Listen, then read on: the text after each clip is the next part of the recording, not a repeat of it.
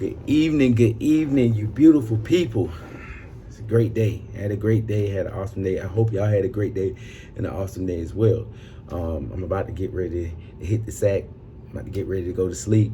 But before I go to sleep, this been on my mind all day, kind of want to get it out. Last night I kind of got in late coming from Albany. And so I turned on before I went to sleep and was dozing off. I turned on Netflix and turned on one of my favorite movies, which is 300 Spartans, whatever the case may be.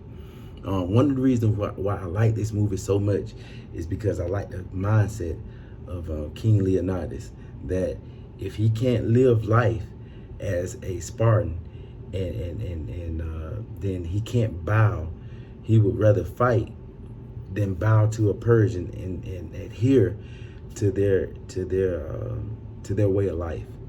And so, long story short, I go through the day and I start thinking about other leaders.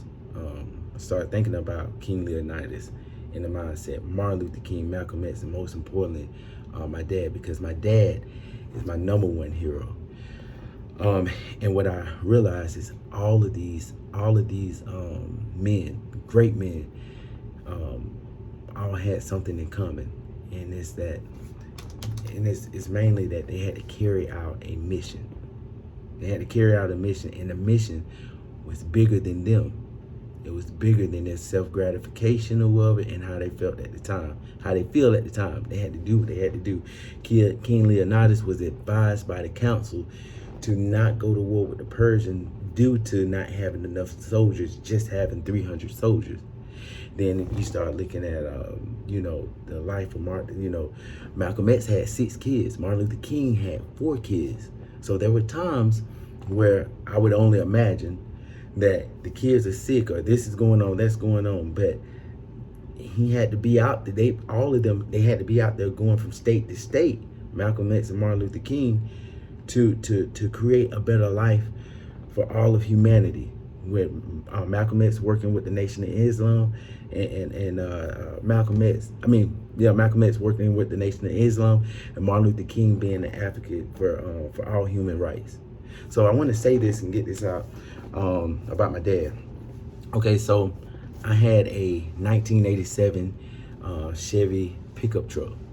When I got it, it was leaking gas. So what I did was I put a bigger hole in it, drained all the gas out, bought a new tank, put it on myself or whatever, but did it wrong. So before the speedometer, not the speedometer, but the gas gauge, it was working. So when I put it on, for some reason it wasn't working. So I fill it up with gas, and then, but it would never show where I was, whether it was full, empty, or whatever the case may be. So long story short, I ran out of gas, maybe 2 or 3 times or whatever. And I called my dad, and he brought me some gas, and we went over to this place called Glover's in Albany, Georgia, by Krispy Kreme. At the time, it was a blue garage. They told me that the part was gonna be like maybe $100 or $125, whatever the case may be, and went from there. So one day, I had my kid's mom with me. It was hot too. Had my kid's mom with me. I had Kaylee in the middle. Lo and behold, I didn't put gas in the gas tank. Truck ran out of gas again. Boom. So we're right in front of that railroad stop, the railroad track, right in front of Krispy Kreme. So I tell my kid's mom, hey, you get in the driver's seat. I'm gonna push this out the road, or at least get out the road. So I pushed it. So I got back. It's hot. I push it out the road or whatever. But while I'm pushing it and I'm walking to the front of the truck, I see my dad. It looked like he looked at me, and then he passed by. So I got back in the truck, and I called. You know what? We called Khadijah Williams. Appreciate that. She back then she had a black Mustang, real nice. She came and brought the gas tank, helped us out, put gas in the truck or whatever. Boom, I'm riding again. So then the next day I went to my dad's house. I was like, hey Dad, I think I saw you yesterday. I ran out of gas. I don't know if you saw me, but that was me that was pushing the, the truck out of the road. So my stepmom was like, "Oh no, he saw you. He saw you." I told him to stop, but he said he had to go to church. I said, "What? You had to go to church?" "Yeah, David, I had to go to church. I had to be there." I was like, "Dad, I was on you see me pushing the truck out the road or whatever. You could have at least stopped." And nah, I couldn't stop. I had to go. So my dad was like this. At least he was like this with me. Anything that I'm willing to do, he's willing to go a step further. So if I sit up in the seat, he's gonna stand up. If I raise my tone, he's gonna yell. If I look like I want to do something, he's taking it to that next level. So with my dad, you have to be willing to take it to the next level and go all the way, or you don't go at all. That's the type of man he was. So because I didn't want that type of smoke, so I said, hey, y'all, we out. We finna go. All right then. Well, yeah, I'm out. So I got in the car. We rode. At the time, we were staying in Shoreham Apartments. So I rode back to the apartment complex. Kaylee and my kids, my kids' mom, and she got the Kaylee out. I sat in the car. I was fuming.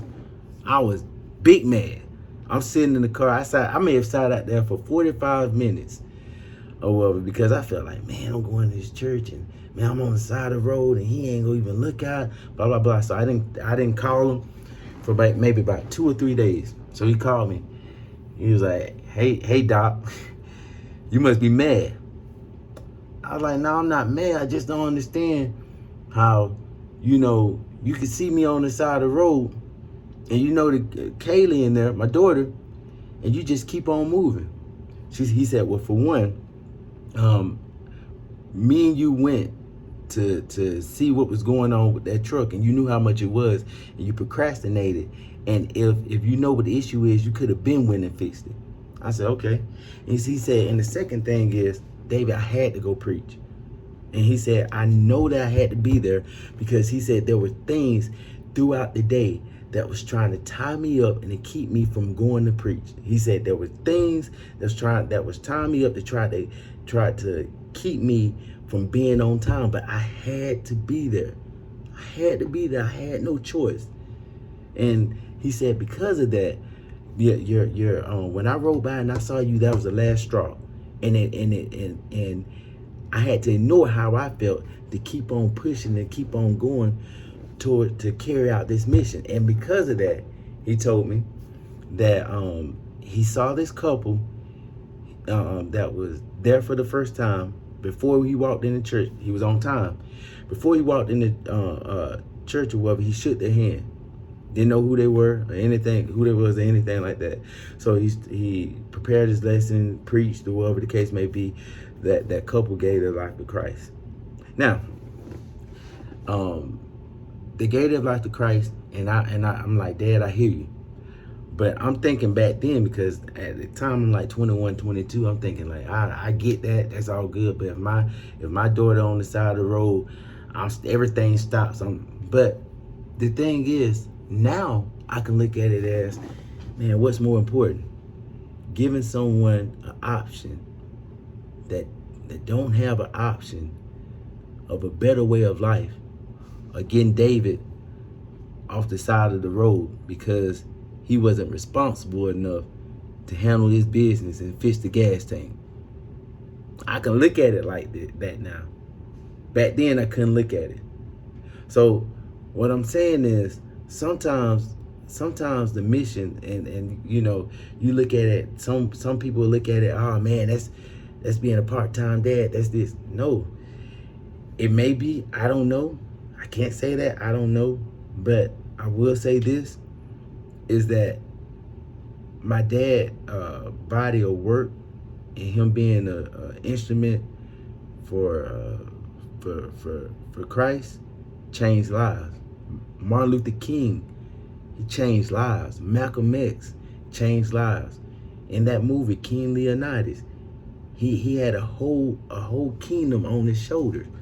So he had to ignore. Sure, I'm pretty sure he wanted to say, hey, I'm not gonna go to war. I'm gonna sit beside my wife. I'm gonna lay beside my wives or whatever and eat grapes. You know, I'm pretty sure Malcolm X would be like, man, I'm tired of this, man.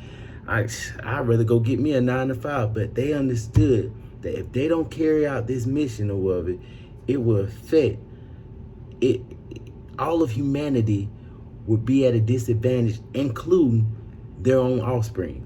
So not only did they leave the world, including my dad, and made the world a better place for all of humanity or the people they affected, they left a better world for their offspring.